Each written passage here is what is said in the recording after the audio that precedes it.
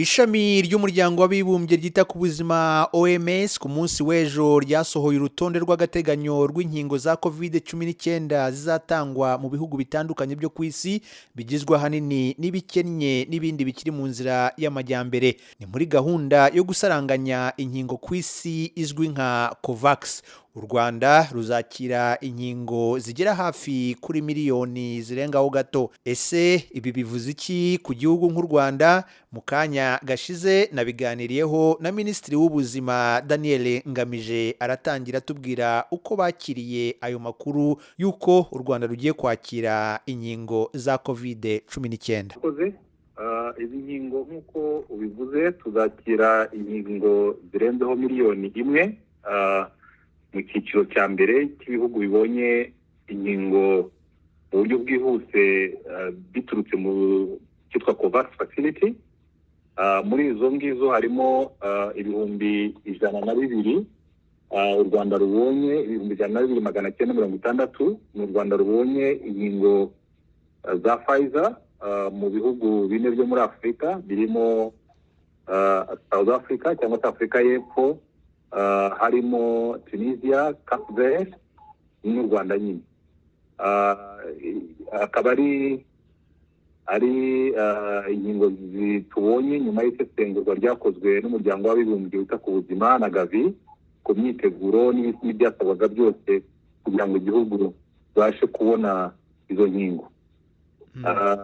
Turazibona rero mu byiciro bibiri, ibihumbi 102,960 bizaboneka mu gice cyo ku kwezi turimo mu matariki 15, hanyuma ikindi gice cya kabiri 996 tuboneke mu mpera z'uku kwezi kwa kabiri.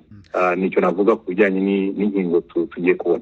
Ibyo ari byo byose umuntu ntago yavuga ko ari inkingo zihagije u Rwanda rukeneye, ariko ni intambwe ya mbere kuba igihugu kigiye kubona izo nkingo. Umuntu yakwibaza nk'abantu ba mbere muzaheraho mu gutanga izo nkingo ni bantu ki? Birumvikana ntabwo izi ngizi zihagije ku byo dukeneye, kuko tugomba gukingira nibura abantu 60% batuye mu Rwanda. Tukaba rero tuzakenera inkingo nyinshi, kuko uzi ko ku nkingo ziriho ubu ngubu nyinshi nuko umuntu ahabwa akingirwa kabiri. Iyo rero urebye umubare w'abanyarwanda dufite 60% yabo, biragenda bikatugeza hejuru ya miliyoni hafi 12 z'inkingo za doze tuzabona, kugira ngo buri wese abone nibura inkingo ebyiri kandi tugere kuri 60%. Urumva ko urugendo ruracyari rurerure, ariko aho duhereye ni heza, kuko ibi tugiye kubona cyane cyane turaza kuziha abakozi bo kwa muganga, kuko nibo twumva bagomba kubanza kurindwa kwandura indwara kubera akazi bakora gatuma buri munsi bari kumwe n'abarwayi barwaye COVID. Ikindi nitumara abakozi bo kwa muganga, ni ukuvuga abaganga, abaforomo, abajyanama b'ubuzima n'abandi bakozi bo kwa muganga bafasha mu mirimo itandukanye yo kwa muganga, tuzakurikizaho abantu bakuru hejuru y'imyaka 65, cyane cyane mu bafite n'izi ndwara karande nazo zituma abenshi muri bo barwaye COVID bapfa. Nibo tuzakurikizaho. Tunakurikizeho abantu bari mu nzego z'umutekano badufasha kubahiriza amabwiriza ya COVID, kuko nabo ubasanga kwa muganga, ukabasanga aho mu muhanda aho bafasha abantu kwirinda. Nabo ni abantu bakunze kujya bagaragaramo abanduye uburwayi bwa COVID mu bihe byashize, nibaza ko mubyibuka. Twumva rero nabo bagomba kurindwa iyi ndwara. Ni uko gahunda imeze. Tukazagenda rero twongera nyine umubare w'abo dukingira uko inkingo zizagenda ziboneka. Kandi uretse gukorana na COVAX, tuzanakorana n'umuryango wa Afurika, kuko nawo ufite ubundi buryo bwo gushakisha inkingo mu buryo bukomatanyirije hamwe, byatuma ibihugu byinshi bya Afurika tubona inkingo tukava kuri 20%, kuko niho COVAX izatugeza, tukongeraho 40 zindi tukagera kuri 60 muri rusange y'abagomba gukingirwa. Murumva yuko rero tugifite ahandi hantu hatandukanye tugomba kubana inkingo, kandi ubu ngubu icyizere dufite nuko ibintu birasa n'ibijya mu buryo ko ari abagomba kuzikora bari kugenda biyongera, ndetse n'ubushobozi bw'amafaranga kugira ngo babashe kuboneka nabwo bwagiye gutekerezwa mu nzira nyinshi ziteganyijwe. Hanyuma nyakubahwa minisitiri, muri iki cyumweru u Rwanda rwongereye gahunda ya guma mu rugo ku batuye umujyi wa Kigali. Hari abashobora kwibaza niba ibyumweru bibiri bitaratanze umusaruro mwifuzaga, cyangwa se mwasanze uwo musaruro warabonetse ku buryo mwifuza ko wiyongera. Mwahereye kuki n'iki mwifuza kugeraho muri iki cyumweru kindi mwiyongereye? Twahereye ku bipimo byagaragaye nyuma y'ibyumweru bibiri bishize turi muri gahunda ya guma mu rugo, aho imbere ya guma mu rugo imibare y'abantu bari barwaye covid mu mujyi wa Kigali wasangaga iruta imibare y'abayirwaye mu gihugu hose. Ndetse uko guma mu rugo yatangiye niko nyuma y'ibyumweru bibiri ndetse icyumweru kindi cya gatatu gitangira twatangiye kubona ikigaragara yuko itangiye gutanga umusaruro, kuko noneho abarwayi mu mujyi wa Kigali bari munsi y'abarwayi twabonaga mu ntara zose.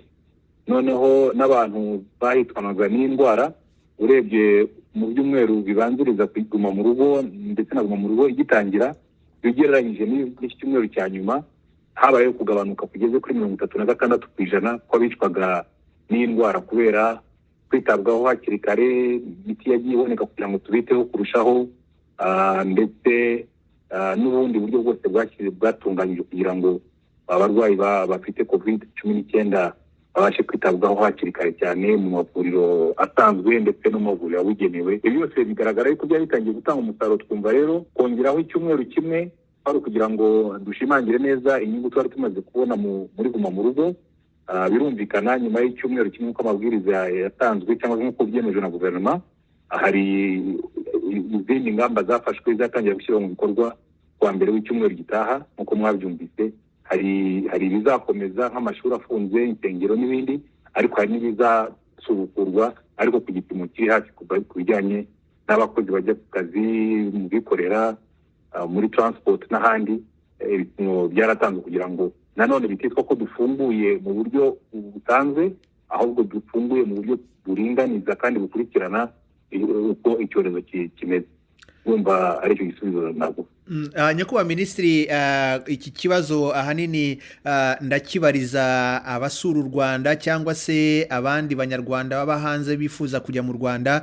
Muri aya mabwiriza mashya mwafashe icyemezo cy'uko mbere y'uko umuntu afata urugendo rujya mu Rwanda bizajya bimusaba ko aba yipimishije nibura amasaha 72, byavuye ku masaha 120, hanyuma yagera mu Rwanda akajya mu kato iwe k'iminsi 7. Ese ibi byakuyeho bya bindi by'uko abantu babanza bakapimirwa ku kibuga cy'indege barangiza ndetse bakajya mu kato k'amasaha 28 mu mahoteli? Byanogejweho kurushaho, ndetse hari n'inyandiko mu kandi iza gusohoka ibinoza hari n'abisobanura kurushaho.